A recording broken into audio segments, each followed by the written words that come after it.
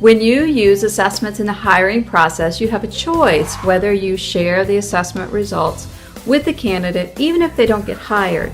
In this video, I'm going to offer my suggestions for when and how to share assessment results.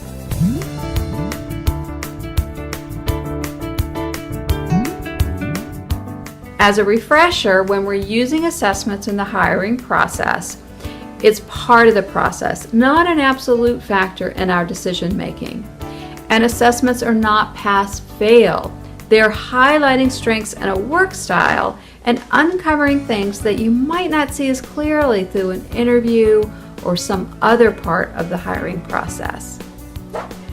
It's precisely for these reasons that I recommend sharing the individual profile report with the candidate. Because there's no good or bad or right or wrong results that are documented in these reports, there's nothing to hide. It's simply stating more about the individual's unique work style and strengths.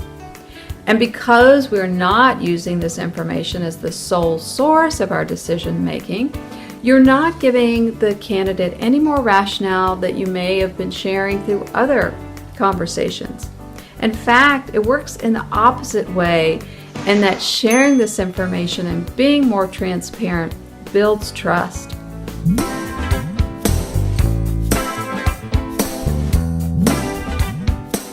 The main objection that I hear from moving this forward is a fear that the candidate will disagree with the assessment results, and then you're left trying to justify or defend the material. In my 15 plus years of working with thousands of these assessments, I've never had one person say the entire report was inaccurate. It's much more likely that people say, "I can't believe how close this is to who I am." And it's possible that someone will question one or two areas, and that's completely fine. Remind them that the assessment has very high accuracy, but nothing is perfect. People are way too complex. And confirm that you're using this as a tool to help to get to know them, not to rule in or rule them out as a candidate on its own.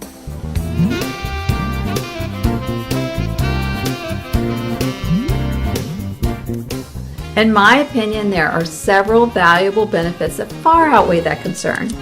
It provides us opportunity for transparency, which creates trust. It offers this positive experience and impression of you and your organization by full disclosure. And it shows a commitment for you to understand them and how to work with them constructively. If you are serious about creating a workplace culture with open conversations, this is the ideal way to illustrate it. I know one small business owner who sits down and goes through the assessment results with every candidate in order to have a mutual understanding of the job fit. Yes, it does take time, but the payoffs are huge because you end with a better decision and you have this positive experience for yourself and those in the community by showing how you're working with your employees.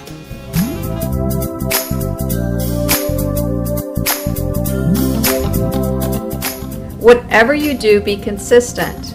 You may decide to offer the information only to those who request it, or you could share the reports with every candidate upon their completion. If you're not certain, make a list of all the pros and cons as you see it, and that will help you decide what feels best for you.